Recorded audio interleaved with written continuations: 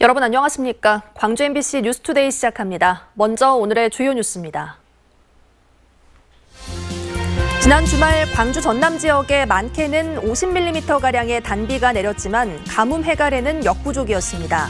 광주시는 영산강 물을 끌어다가 식수원으로 활용하는 방안까지 고민하고 있습니다. 민선 8기 광주시 핵심 공약인 3대 공익가치 수당 가운데 가사수당이 도입 첫 단계에서 제동이 걸렸습니다. 광주 도심에서 집단 난투극을 벌이고 세력을 과시하고 다녔던 조직폭력배 수십 명이 검거됐습니다. 수능시험이 코앞으로 다가왔는데 수험생들의 코로나19 확진이 잇따르면서 교육당국이 바짝 긴장하고 있습니다.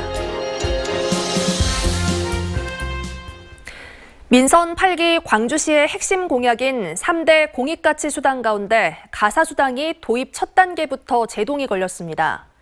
광주시 용역과제 심의위원회가 가사수당 도입과 관련된 타당성 용역을 부결시킨 건데요. 강 시장의 대표 공약들이 잇따라 반대 여론에 부딪히고 있습니다. 보도에 김영찬 기자입니다. 빨래부터 청소까지 30년 넘게 모든 집안일을 도맡아고 있는 유임숙 씨. 직장이 없는 유 씨는 마땅한 벌이가 없어 살림살이는 매번 빠듯합니다. 지금은 예전에도 물가 같은 게 비쌌지만 지금은 코로나 이후로 더 많은 물가가 올라오고 또 더 어려우니까. 광주시는 민선 8기 들어 유 씨처럼 가사 노동에만 전념하는 남녀에게 수당을 지급하기 위해 도입을 추진하고 있습니다. 사업의 첫 단추를 깨기 위해 전문 기관에 맡겨 가사 노동의 정의와 지급 기준 등을 설정하기 위한 타당성 조사 영역에 나설 계획이었습니다. 농민 수당과 달리 전국적으로 가사수당 지급 사례가 없었기 때문입니다. 그러나 지난 11일 열린 광주시 용역과제 심의위원회는 지급 대상 등이 불투명하고 정확한 기준이 없다라는 이유로 해당 용역 안건을 부결했습니다. 특히 여론 형성을 위한 정책 토론과 시민들의 다양한 의견이 부족한 만큼 아직은 시기상조라는 겁니다. 실제로 맞벌이 부부들 같은 경우는 남성들도 가사 노동 시간이 꽤 많거든요. 그런 부분들이 있기 때문에 사전에 사회적 대타협을 위한 이러한 현장의 목소리를 더 귀 기울일 필요가 있다. 강 시장이 내걸었던 대표 공약이 번번이 제동이 걸리고 있습니다. 야심차게 추진됐던 소트램도 용역을 위한 예산 이용을 편성했다 시의회 반대로 철회했고 이번 가사수당 용역 예산은 시작 단계 용역과제 심의위원회 통과도 못했습니다. 사업에 대한 공감대와 설득력이 부족하다 보니 이 같은 일이 반복되고 있다는 지적입니다.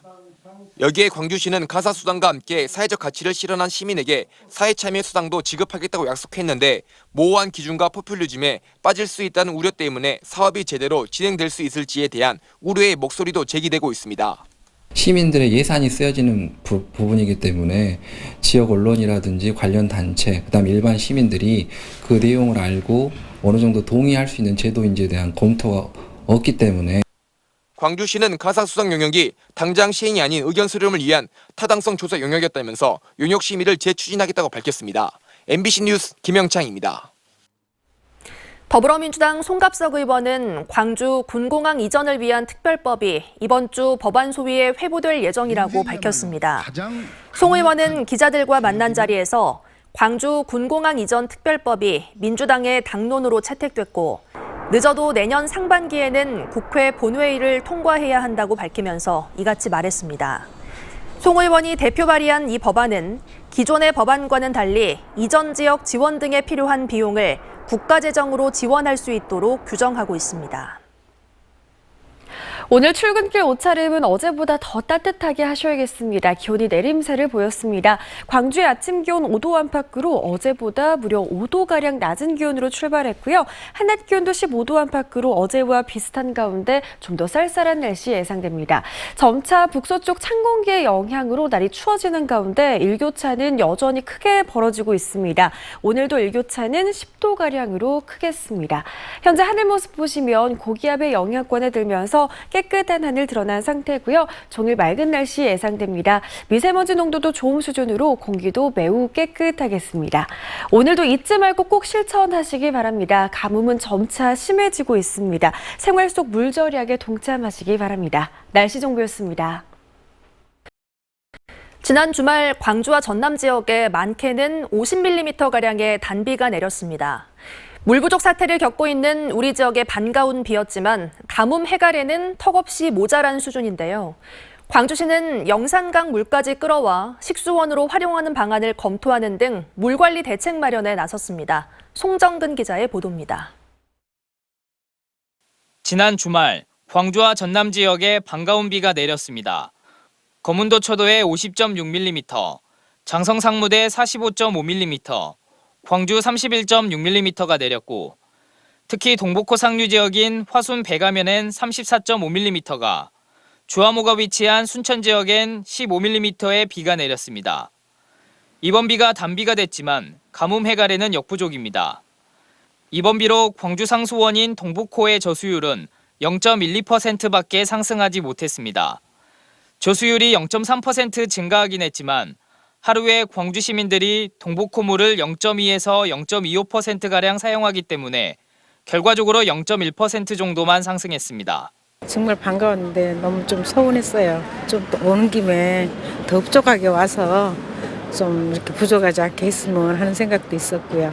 양치할 때 물 받아서 하라고 하고요. 그리고 우리 막 세수할 때도 물 계속 흐르고 하잖아요.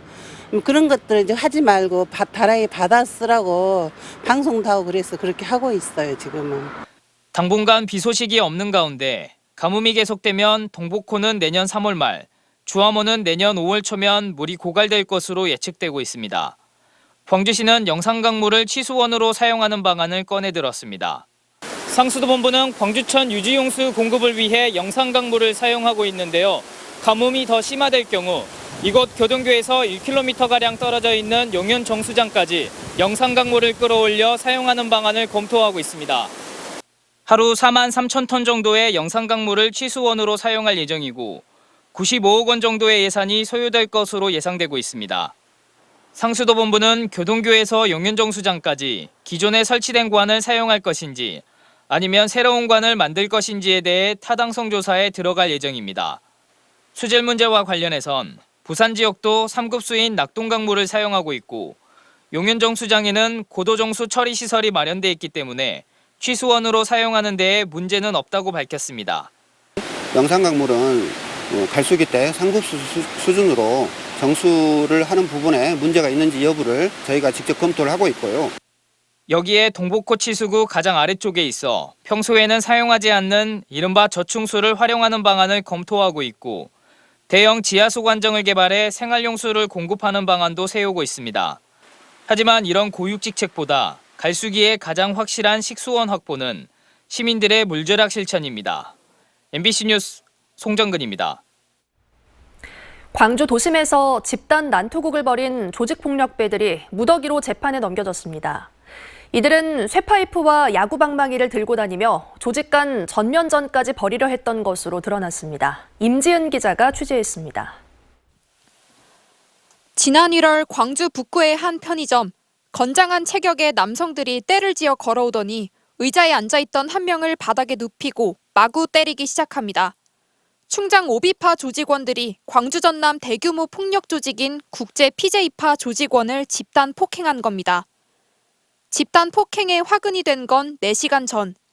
나이도 어린데 시끄럽다며 시비가 붙은 것을 문제 삼아 국제 PJ파 조직원들이 상대 조직원 2명을 구타하기 시작했습니다. 이후 국제 PJ파 조직원들은 차량에 쇠파이프와 야구 방망이를 갖고 다니며 상대 조직을 찾아 나서기도 했습니다. 유원지의 집결에 보복전을 이어가려던 두 조직은 첩보를 입수한 경찰에 의해 해산됐습니다. 쇠파이프와 강목, 벽돌 등 연장을 챙겨 광주 시내를 활보하며 시민들이 이용하는 유원지 등에 집결하여 세력을 과시하였습니다. 경찰은 조직원 30여 명을 무더기로 붙잡았고 검찰도 8명을 추가로 입건해 재판에 넘겼습니다. 대부분 20, 30대의 젊은 조직원들이었는데 이 가운데 미성년자인 학생들도 포함돼 있었습니다. 도주 과정에서 수사 차량을 파손하고 재판에선 위증을 지시했던 사실도 확인됐습니다. 검찰은 광주 전남 지역에서 활동 중인 20여 개의 폭력 조직에 대해서도 엄정하게 대응한다는 방침입니다. 또 폭력 사태가 다시 일어나지 않도록 감시를 강화하겠다고 밝혔습니다. MBC 뉴스 임지은입니다. 광주 지역 농민들이 쌀값 폭락과 각종 농자재값 상승으로 인한 고통을 호소하며 광주시의 대책 마련을 촉구했습니다. 전국 농민회 총연맹 광주시 농민회는 기자회견을 열고 지역 농민들이 쌀값 하락은 물론 전기요금과 인건비 등 각종 영농비가 인상돼 신음하고 있다고 강조했습니다. 그러면서 현재 광주시 전체 예산 가운데 0.7%에 불과한 농업 예산을 2%로 올리는 등 지원 대책이 필요하다고 주장했습니다. 폭락 대책을 촉구하는 광주 북부경찰서는 자신이 입소한 복지시설에 불을 지른 혐의로 17살 중증 지적장애인을 붙잡아 조사하고 있습니다. 이 장애인 입소자는 그제 오전 8시 57분쯤 광주 북구 지하동의 한 장애인 복지시설 4층 언어치료실에 불을 지른 혐의를 받고 있습니다. 경찰 조사 결과 해당 입소자는 단순한 호기심에 옷장 속 이불 사이에 불을 지른 것으로 드러났습니다.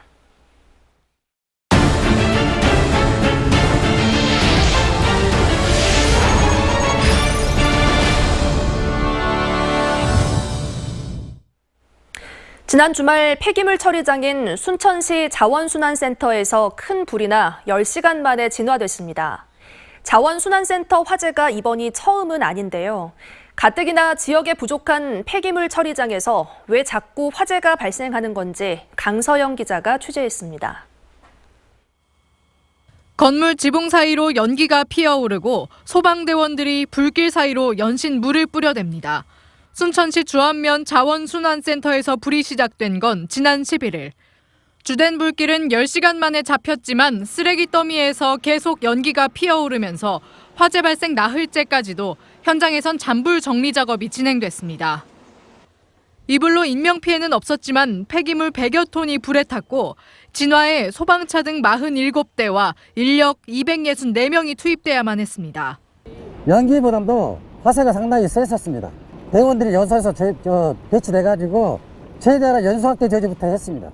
순천시 자원순환센터에서는 지난 2020년에도 불이 나 소방 인력 170명이 동원됐고 작년 말에도 불이 나 1시간 30여 분 만에 꺼지는 등 수년째 크고 작은 화재가 끊이질 않고 있습니다. 폐기물 더미에 열이 축적되면서 자연적으로 불이 시작되는 겁니다. 순천시는 타는 쓰레기와 섞여 배출된 건전지나 배터리를 화재 원인으로 꼽고 있습니다. 일부가 정량제 봉투 안에 반입이 되어가지고 반입이 되고 있기 때문에 그러한 물질들이 화재가 자주 발생하는 원인이 되기도 하고 있습니다.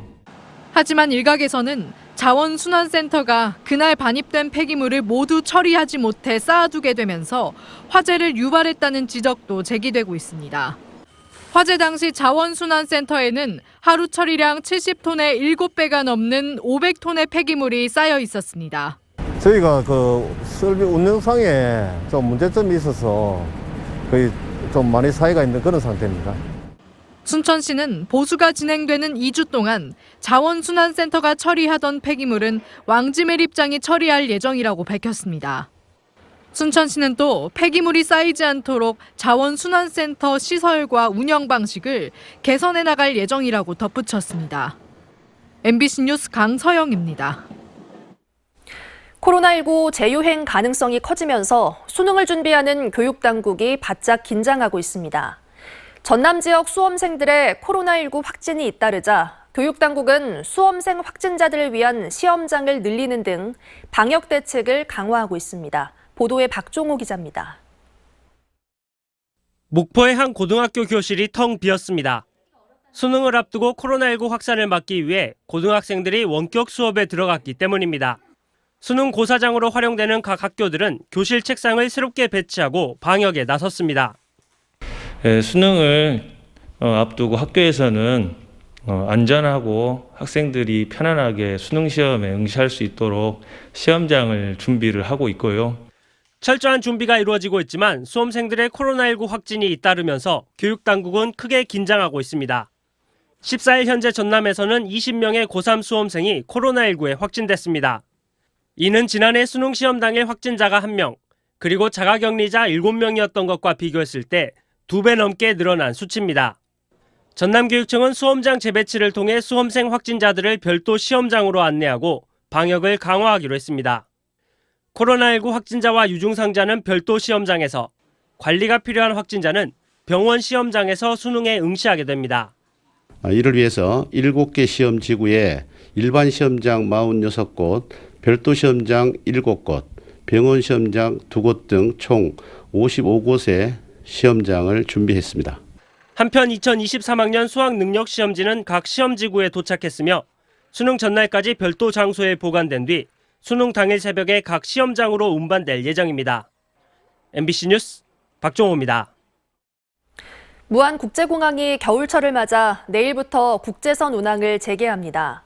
무안국제공항은 내일 퍼시픽항공의 베트남 나트랑을 시작으로 다낭과 달랏, 방콕과 오사카 등의 노선을 순차적으로 운항할 예정입니다.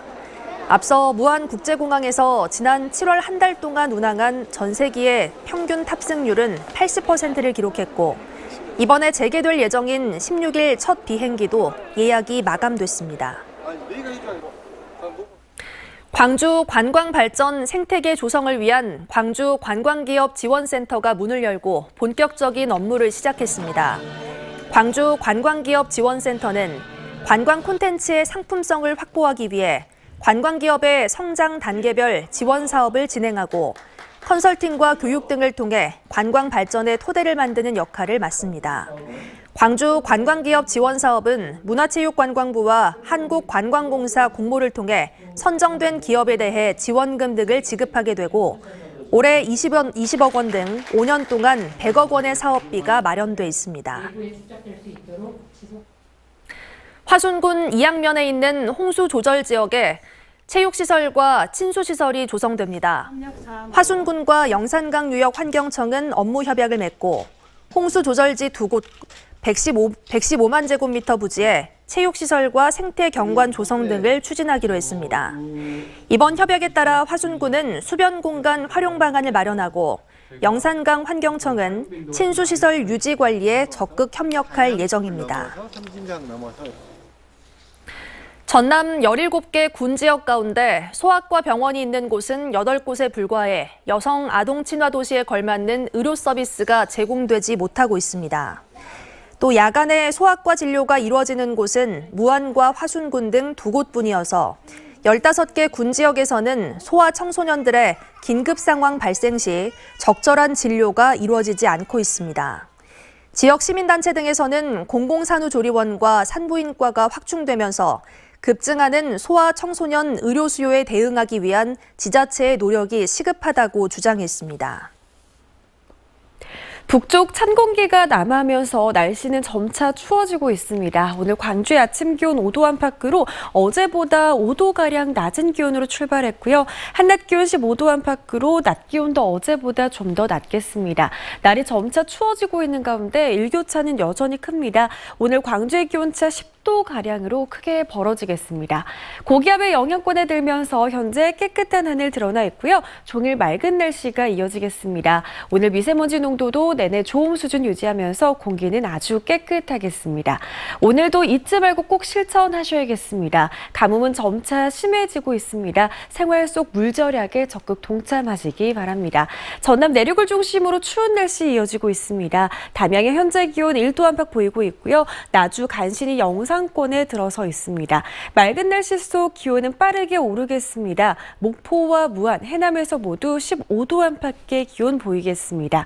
광양 3도 안팎에서 시작해 한낮 기온 17도 예상됩니다. 바다의 물결은 전해상에서 최고 1.5m로 잔잔하게 일겠습니다. 다가오는 수능일에도 기온과 날씨는 오늘과 비슷합니다. 날씨 정보였습니다. 이상으로 뉴스 마칩니다. 시청해주신 여러분 고맙습니다.